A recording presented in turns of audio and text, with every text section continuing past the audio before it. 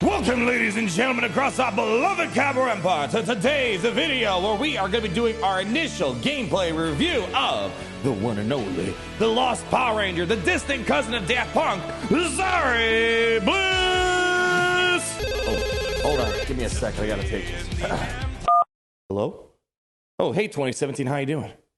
You want your Finn meta back? Get lost, loser! That's right, Finn is coming back in the swing of things, my friend. For my veteran players out there for Galaxy, you may remember Finn was destroying the meta to the point where they had to nerf Finn lead. But man, they're coming back. We took out Gas, Darth Revan, Commander Luke Skywalker, even at 3 stars, where it looks like we can take on Jabba the Hutt.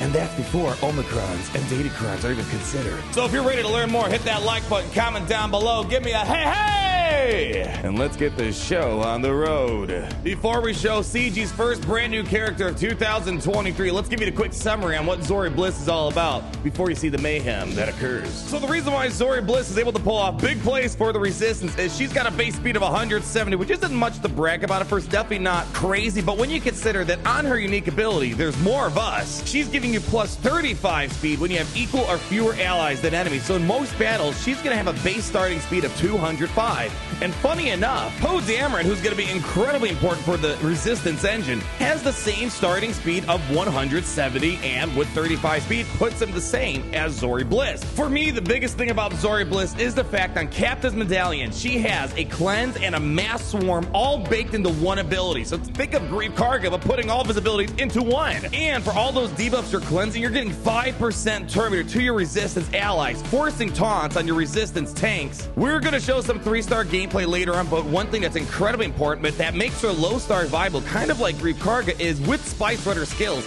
She's starting off in stealth for 2 turns. Anytime a Resistance or Smuggler ally falls below 100% health, they're going to gain 100% turn meter. And she's also going to give them bonus protection 100% if it was a non-tank. Stealth them for 2 turns. And if it was a tank, you'd give them damage immunity and taunts. Since it's been a while since Finn was kind of relevant in terms of PvP, I just want to remind you on what the leadership is doing, because this is what's important for the Resistance team with Zorii. So Finn has a territory battle Omicron, but before the territory battle Omicron, the thing that's really important, if an enemy is damaged by a Resistance ally, for each expose on them, that enemy is going to lose 5% turn meter for each Resistance ally, so potentially 25% turn meter removal, and all Resistance allies gain 3% turn meter for each Resistance ally, and they have their cooldowns reduced. So if you hit someone with a single expose, you can remove 25% turn meter, you can gain 15% turn meter on your Resistance team, and then the cooldowns being reduced is key, because you want to keep cycling through all of your special abilities. So Zorii Bliss is doing a lot, and she's supercharging a faction that really isn't doing much in the game before.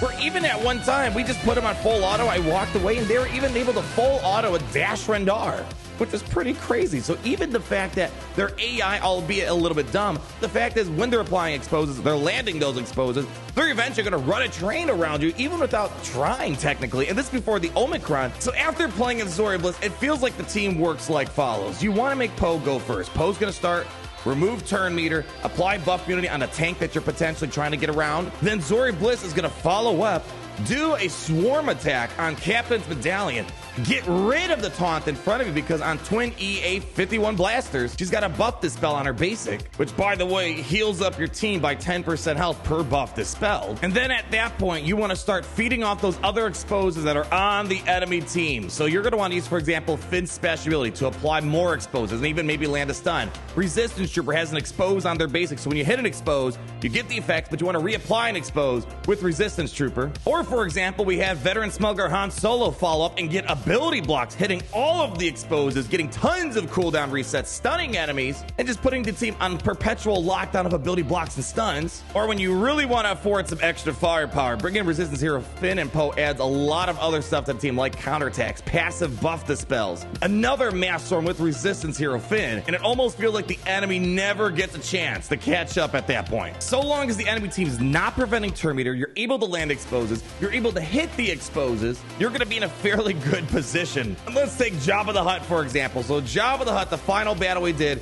we were able to take our Resistance crew, go up against Jabba the Hutt. Of course, no Datacrons or Omicrons turned on, but it's going to be even easier once the Omicrons are turned on. Zorii Bliss. We were able to keep a decent amount of turn meter gain, turn meter removal on the enemy team, and a good sheer amount of damage, constantly calling in mass swarms from Finn as well as Zorii. And especially when we have buff immunity with either the old Poe or resistance hero Poe on Chrysanthemum, you're going to quickly get around the Chrysanthemum taunt and start working on Leia, who even took on things like General Anakin Skywalker, although this one's going to be a little bit trickier because you need to outrun Captain Rex, which isn't impossible, but it's going to be a bit of a challenge because Captain Rex can also have some good chunk of speed with his unique ability. But luckily, Zorii with her 35 extra speed, there's a good chance you could try to get her to outrun Captain Rex's, but then it's going to still be tricky because gas easily cleanses off exposes on it when you land critical hits. So it sort of gets hard to land exposes and to hit those exposes. Again, when you bring in the resistance heroes, it gets a lot easier. As long as you can keep reducing your cooldowns and running a train around them, you're going to be in a pretty good spot. Commander Luke Skywalker, even at 3 stars, with Zorii Bliss staying under stealth, Han Solo can't gun her down, and when Han Solo blitzes someone down, it's just going to give him that bonus protection, give them the extra turn, and the resistance starts rolling. There weren't really a lot of teams that were giving the resistance a pretty hard time. So this marquee character, I knew it was going to be pretty solid reading the kit reveal, but it does feel like it's a lot better than I could have anticipated. But I think it's pretty easy because when you have a team that's so reliant on turn meter gains, and they get massive turn meter gains, and they have turn meter removal, and now you just give them mass assist, cleanse, ways to stay more durable, this team definitely is exceeding my expectations. Can this work with Galactic Legends Rey? Well, they did a pretty good job, the developers that is, trying to lock her out of Rey as much as possible because it would be really broken having all these weird exposed mechanics on him. Basically, There's More of Us gets completely turned off when Galactic Legends Rey is leading the team. You're not going to get that extra speed.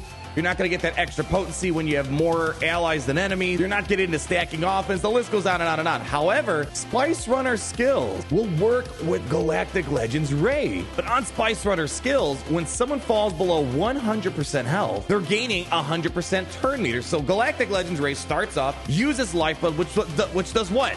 She takes away health, and she gives it the protection. But then she falls below 100% health, which triggers that 100% turn meter, and Rey can go again, feeding an extra round of lifeblood. So 2 rounds of lifeblood within the first few seconds of the match sounds kind of scary. So even though the developers tried keeping her out of Galactic Legends Rey, if you're really wanting to, just through passive abilities, she's going to be helpful. And furthermore, on Galactic Legends Rey, she can use Captain's Medallion to call another assist. So imagine having resistance hero Finn and Zorii Bliss. You have 2 mass swarms on Rey's team, and they both cleanse. So that is going to be a lot of extra potential that Rey has at her disposal. And the second interesting tidbit I thought I'd throw out there is that she does have some smuggler synergy. She has a smuggler tag, and although I primarily see her being used with Finn, Galactic Legends Rey, there might be times you want to use her in a smuggler lineup. And again, that unique ability, Spice Runner skills, being able to grant smuggler allies extra accuracy, health steal up, and then giving that bonus 100% turn meter when someone's falling below 100%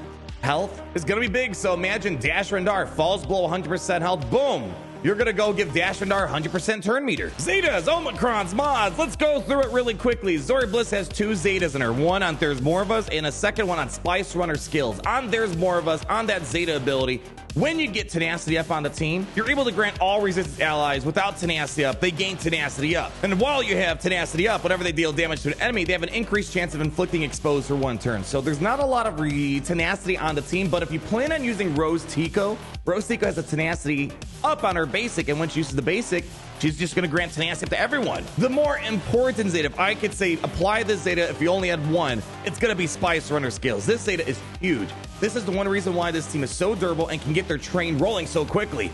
First time each resistance or smuggler ally falls below 100% health, that ally is getting that 100% turn meter. And if it was a non-tank, they're going to get bonus protection up. So again, keeping them alive as long as possible and then getting that train rolling. If it was a tank, they gain the damage immunity and the taunt. And when damage immunity or stealth is dispelled, you're recovering 100% protection.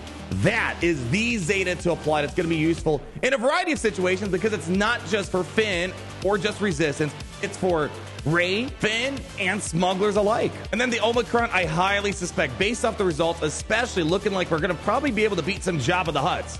I'm applying this Omicron because basically, as long as the leader's not Rey, whenever Zori's stealth at the start of her turn, which she's always going to be stealth at the start of battle, she's applying expose on all enemies who did not have expose, and the best part is it can't be evaded or resisted. But I guess on the flip side, you can kind of do a lot without the Omicron. This is just going to make it a little bit easier. In terms of mods, I'm still kind of up in the air on which way I would go. Speed is obviously a choice, making her fast to get more swarm attacks going, to get more cleanses, all that great stuff. But there is a potential logical argument to maybe mod her for offense. But if she's going to be stacking up her offense and you want to try to get a really big hit, maybe offense sets are the way to go. So I kind of did a balance where I did a speed set to try to make sure we're going fast, although I do want Poe to be a bit faster, I think. And then I think some offense on the cross or maybe triangle might help as well to kind of give you the best of both worlds of speed and trying to get as much damage on that second special ability. So far, I love this character a lot. Exceeded a lot of people's expectations. Potential GL counter. CG's been really weird with teams beating Galactic Legends, so I don't know what to expect out of this. Really, the main complaint that I have about this character is the fact that it feels a little bit lazy in terms of the animation, sound design. Her standby pose seems to be a mob enforcer. Her animations in battle look like Aura Singh, and her basics sound like Jango Fett's. Maybe the blasters do sound like Jango Fett's blasters, but I'm not 100% sure. Overall, though, it felt like they didn't put a lot of effort into making this character have a bit more of a unique identity in terms of look. I don't feel like I'm playing Zorii Bliss. So overall, this year in 2023, we're starting off pretty strong. The first ship of the year is really good. Zorii Bliss, our first character of the year, is the right way to start off the party. Just like you guys keep the party going all the time. So leave that like, comment down below, subscribe. Thank you so much for watching and stopping by here today. And always remember that it's great to be in the Empire today. Oh, it's great to be in the Empire.